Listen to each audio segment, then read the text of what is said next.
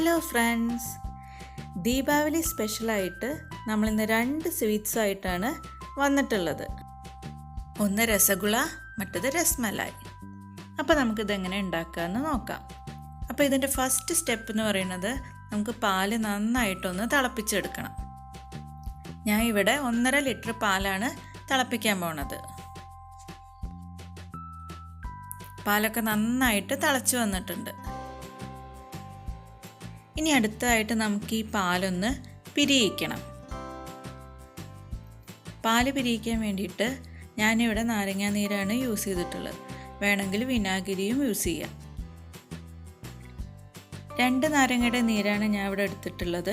അതിങ്ങനെ കുറച്ചായിട്ട് ഒഴിച്ചു കൊടുത്തിട്ട് ഇങ്ങനെ നന്നായിട്ടൊന്ന് ഇളക്കി കൊടുക്കുക. അങ്ങനെ പാല് നന്നായിട്ട് പിരിഞ്ഞു വന്നിട്ടുണ്ട്.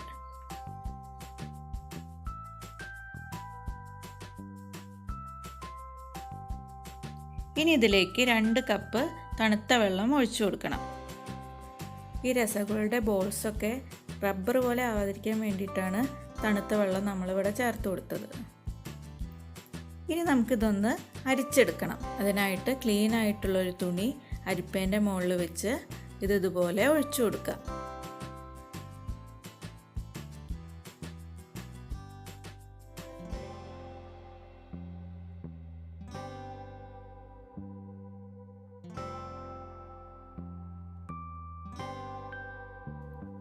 ഇനി ഇത് നന്നായിട്ടൊന്ന് പിഴിഞ്ഞെടുക്കണം. ഇത് നമ്മൾ പനീർ ഉണ്ടാക്കുന്ന സെയിം മെത്തേഡ് തന്നെയാണ്. അപ്പോൾ നമ്മളിതിൽ നാരങ്ങാനീര് ഒഴിച്ചുകൊണ്ട് ഇതിനൊരു പുളിപ്പൊക്കെ ഉണ്ടാവും. അപ്പോൾ അത് മാറിക്കിട്ടാൻ വേണ്ടിയിട്ട് നമ്മൾ സാധാരണ വെള്ളത്തിൽ ഇത് 2-3 പ്രാവശ്യം കഴുകിയെടുക്കണം.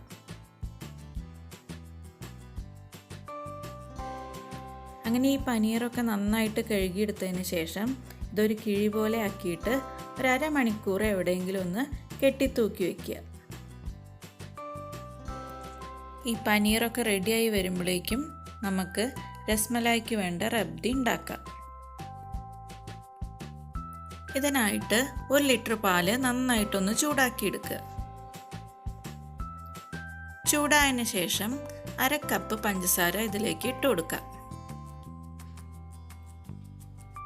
ഇനി ഇതിലേക്ക് നല്ലൊരു കളറും അതുപോലെ ടേസ്റ്റും കിട്ടാൻ വേണ്ടിയിട്ട് നമുക്ക് കുറച്ച് പാലിൽ കുങ്കുമപ്പൂവ് ചേർത്തിട്ട് ഇതിലേക്ക് ഒഴിച്ചു കൊടുക്കാം.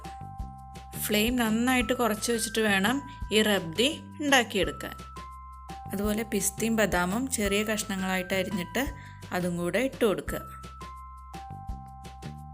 ഇനി ഇതിലേക്ക് 1 ടീസ്പൂൺ പഞ്ചസാരയും ഏലക്കയും കൂടിയും പൊടിച്ചതും കൂടി ചേർത്ത് കൊടുക്കാം.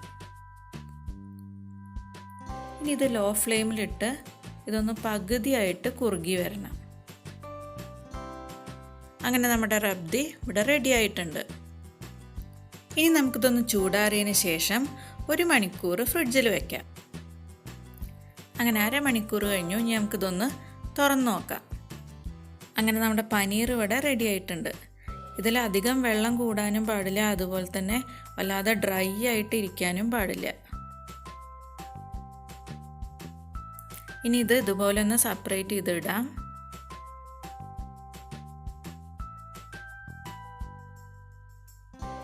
അത് കഴിഞ്ഞിട്ട് ഇത് നന്നായിട്ട് ഇതുപോലെ കുഴച്ചെടുക്കണം.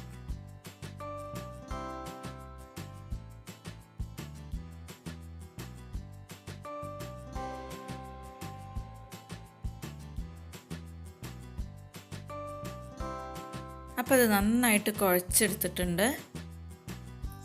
ഇനി നമുക്ക് ആദ്യം രസഗുളയ്ക്കുള്ള ബോൾസുകൾ റെഡിയാക്കാം.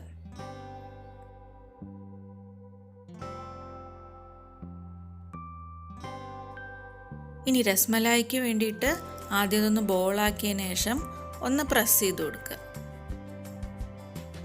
അങ്ങനെ നമ്മുടെ രസ്മലായിൻ്റെ ഷേപ്സൊക്കെ റെഡി ആയിട്ടുണ്ട്. ഇനി അടുത്തായിട്ട് നമ്മൾ ഷുഗർ സിറപ്പാണ് ഉണ്ടാക്കാൻ പോണത്.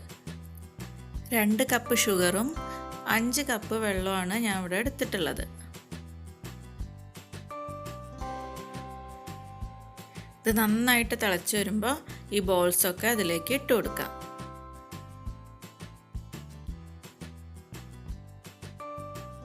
ഇനി ഇതൊരു 10 മിനിറ്റ് ഇങ്ങനെ ഇരുന്നിട്ട് തിളയ്ക്കണം.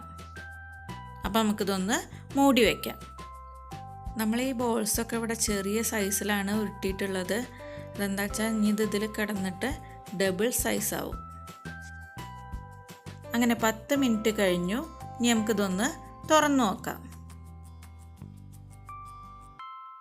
ഇപ്പോൾ ആ ചെറിയ ബോൾസൊക്കെ ഡബിൾ സൈസായിട്ട് വന്നിട്ടുണ്ട്. ഇനി ഫ്ലെയിം ഓഫ് ചെയ്യാം. ഇനി നമുക്ക് രസ്മലായിക്ക് വേണ്ട ബോൾസൊക്കെ ഇതുപോലെ ഒന്ന് സ്ക്വീസ് ചെയ്തിട്ട് മാറ്റി വയ്ക്കാം. രസഗുളയുടെ ബോൾസ് 2-3 മണിക്കൂറെങ്കിലും ഈ ഷുഗർ സിറപ്പിൽ കിടക്കണം. ഇനി നമ്മൾ നേരത്തെ ഉണ്ടാക്കി വെച്ച റബ്ദി രസ്മലായിൻ്റെ മുകളിൽ കൂടെ ഒഴിച്ചു കൊടുക്കാം. ഈ രസ്മലായൊക്കെ ഈ റബ്ദിയിൽ ഒരു 3 മണിക്കൂറെങ്കിലും ഇതുപോലെ അങ്ങനെ മുങ്ങിക്കിടക്കണം. അങ്ങനെ നമ്മുടെ രസ്മലായും രസഗുളയും ഇവിടെ റെഡി ആയിട്ടുണ്ട്. ഇത് ഫ്രിഡ്ജിൽ വെച്ച് തണുപ്പിച്ച് കഴിക്കാനും നല്ല ടേസ്റ്റാണ്. അപ്പോൾ എന്തായാലും എല്ലാവരും ഈ 2 റെസിപ്പി ഒന്ന് ട്രൈ ചെയ്ത് നോക്കണേ.